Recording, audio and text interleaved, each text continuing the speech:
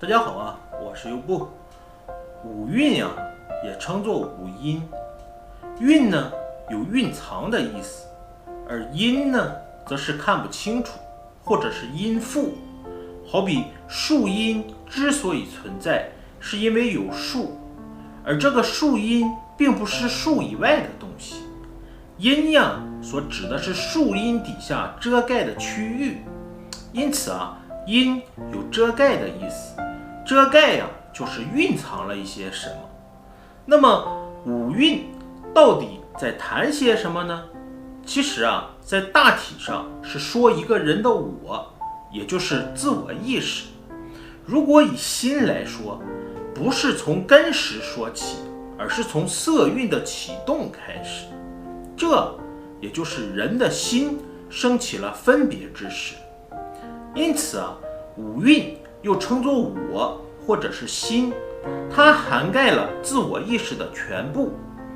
五蕴的流程啊，包括了色、受、想、行、识这5个步骤。根据其作用而言啊，当色蕴因外缘而诱发，这个是因。然后呢，受、想、行是过程，而识啊，则是表示结果。不过这并不表示这就是五蕴的实相。谈五蕴啊，是鉴定在根与识的基础上，源于根尘接触产生了识。这个识呢，只是一种意念，是认识、知道、了解而已。可见啊，五蕴在我们意念未确定、意念未分别之前，还是停留在色法上，要色心相应。当色法显现后啊，色蕴才会显现。所以意念只是一种作用，从意念啊，再进而分别喜欢或者不喜欢，好或者不好，那才是心法。只要心法显现，色蕴也就成型了。所以心法未显现前啊，色蕴不是定位在色法上的。但有许多人总把五蕴的色定位在色尘或色法上。其实啊，心法是从色蕴形成之后一连串的缘起因。因为色尘源于眼耳鼻舌身，与色声香味触的相应啊，是一种物质现象。直到一根的加入，才产生了意念，才有法尘与色尘的作用。比如看见物体的颜色、形状等种种的现象，这些啊都是色尘。所以色尘是根与尘接触后一根加入而形成的法尘，它是一个意念的变化作用，需要等待我的进入，也就是等待自我意识的进入，从而啊升起了分别，这才是心法。所以有很多人不明白到底什么是心法呢？往往把心法呀比喻成秘密，或者是练武的要诀。其实啊，心法是根据意念而起作用的。我呀起分别才是心法，心法显现色蕴的形成。谈五蕴的话，色蕴完成，受蕴啊就随着发动了，升起种种的感受。因感受啊而升起思想，有想之后便产生起行为，最终啊而形成识，也就是了别的结果。受蕴啊升起，产生种种的感受，因感受之后啊，紧接着就是想，进而发动行为，完成行，用行为来证明所想的对不对。所以啊，经过认识了解之后，便得到识的这个结果。可见五蕴的每一个过程中啊，都有其蕴藏。好比色蕴蕴藏着色尘、色法、心法，而受蕴呢，在感受中也会升起另外的分别，当接触不同，所产生的分别就不同。而以想而言，它有好的想法，也有不好的想法，表现出很多个面儿，最后啊才发起行为，从而反映你所想的内涵，也就是实的结果。举一个简单的例子啊，说我们眼前有一个大果盘，里面呢有西瓜、苹果、草莓，各式各样的水果。如果色蕴是这个大果盘，这就与你产生关系了，也就是所谓的诱因。一旦你的意识，也就是我，或者说自我意识升起了我要吃什么的分别，这也就形成了色蕴。其实当你想到要吃什么好呢，这其中啊一定有感受。好比这个草莓我爱吃，或者那个绿色的是什么水果呢？我怎么从来没有见过呢？这些啊种种的情感反应都是感受。我们再进一步的想，那么我该吃什么才恰当呢？如果吃柠檬，柠檬那么酸，我的牙齿能不能受得了呢？我如果吃葡萄，那么我是吐葡萄皮儿还是不吐葡萄皮儿呢？所以我们会产生各式各样的想法，但最后一旦确定了，我们是不是就有行为呢？所以啊，最后一定会得到一个结果。从色蕴经过受想行，最终到确定的实，这五蕴分开来看好像是很长，其实啊，这五蕴却是在一刹那间就完成了。一个人的我的表现到底好不好，对与错，是与非，关键啊就在于能否把五蕴的时间给拉长。如果拉长了，这个我就可以得到调理的空间。若是五蕴一气呵成，刹那间完成，就仅凭着自己的自我意识，并没有深思熟虑，就贸然的去行，那么最后的结果啊，一定是很难达到理想的。这也就是为什么我们谈五蕴，要求我们怎么样才能把想的时间距离给拉长，让我们的思考啊有一个缓冲，这样啊我们才有修行的机会。我们都知道啊，感受之后产生想，如果只是想而不马上发起行为，那么你的这个想是可以调整的，也就是说五蕴的时间被拉长了，这就是五蕴调理自我的关键，这也是五蕴调理自我的秘诀。而这个秘诀，这个关键点，全都在想行之间要建立起一个间隔。我们要在想之后不要马上行，这个时间间隔的越大，那么留给我们调理修养自我的空间呢也就越大。而且还不只是让间隔加长而已，更为重要的是我们要加以利用这个间隔。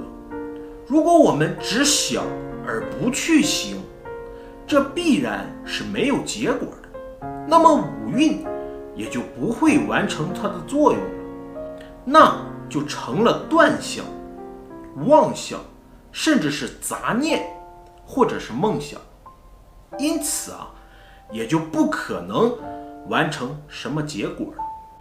所以想在佛法而言是根据禅定的功夫而来的，有想、非想与非想的层次差别。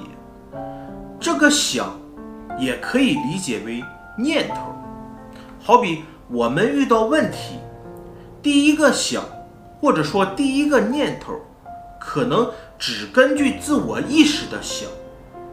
如果我们能改变方式，多想一想，是不是可以达到非想的境界呢？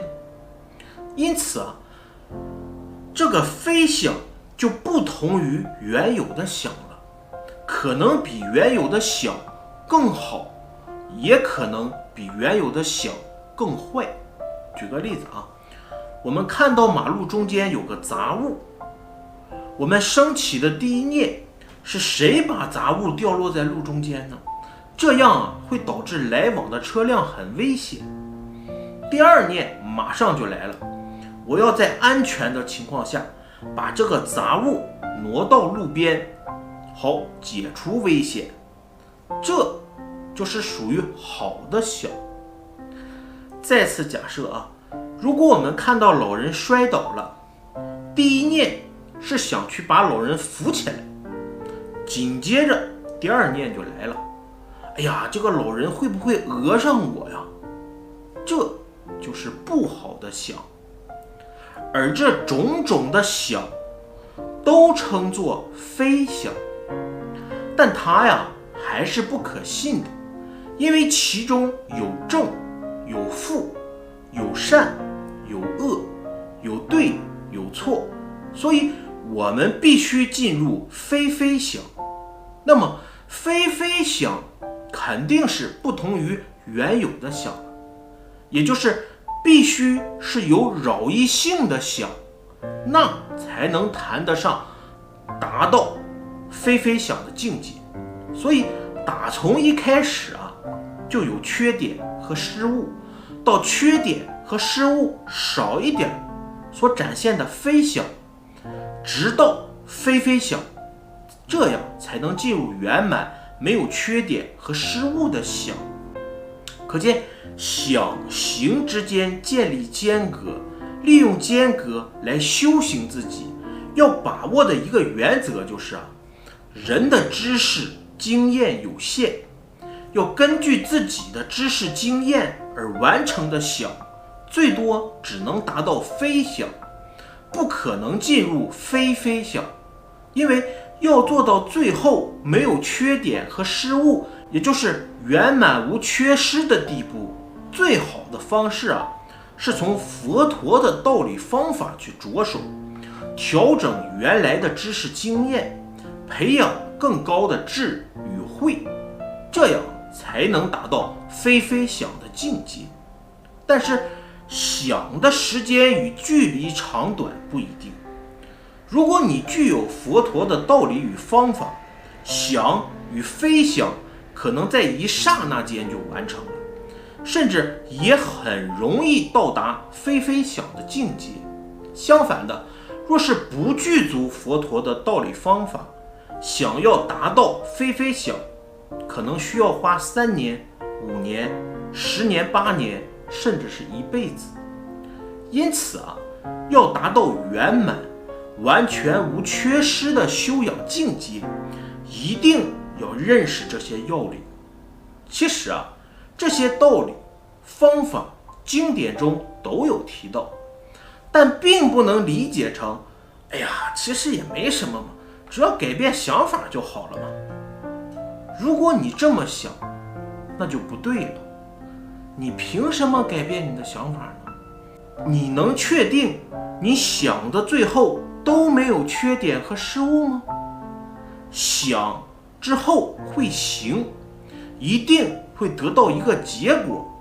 如果你的想断了，成了妄想、杂念或梦想，那是表现不出修养的，也得不到一个结果，那就止于断想、妄想、杂念或梦想了。这是五蕴在概念上我们必须要认识的，在方法上我们要把握的。还有色受想行识的过程啊，其实并没有一定的顺序，从想开始到行识，可以再回到色与受，也可以从行到识再回到色受想，甚至可以从识的结果回到色受想行，所以它是一个循环贯通的，不是一个执行的流程。这点要特别注意，不要认为从色蕴开始才有受想行识。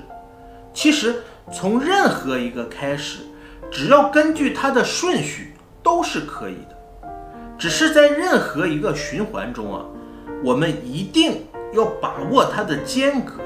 好比从行识色受到达想，中间如果没有间隔，所行就不可靠。因此想改变行之后得到的结果，那就要再调整原来的想。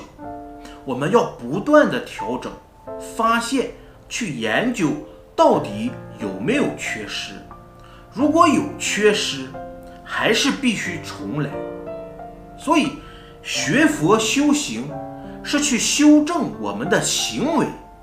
所以我们常说，拿着念珠念佛不是修行，盘腿打坐不是修行，持咒也不是修行，甚至早晚课礼佛都不是修行。那些只是功课的一些助缘而已。真正的修行是如何维护我们的身口意，如何去调理五蕴，将自己的缺点和失误减至最低。我们的缺点和失误越少，修养就越高，直到圆满了，都没有缺点和失误了，你就成佛或者成菩萨了。这些道理谈起来很容易，也很简单，似乎很容易理解。但也不是说念佛、打坐、持咒、礼佛就错了，他们只是助缘。完成修养需要各方面的助缘，但也不要把那些就当成主要的。我们说躲到深山独自修行，或者每天待在佛堂里面去用功，看起来好像在修行，也做得了主，可是一旦回到人群之中还是做不了主。如果你做不了主，那只是曾经经历了些什么，或者说体会了些什么，最终的结果依然是做不了主。所以修行是调理身口意，包括调理五蕴，使你在面对人与事的时候能够做得了主，把缺点失误减至最低。一旦身口意的行为，五蕴的想能调理得好，行当然也能调理得好。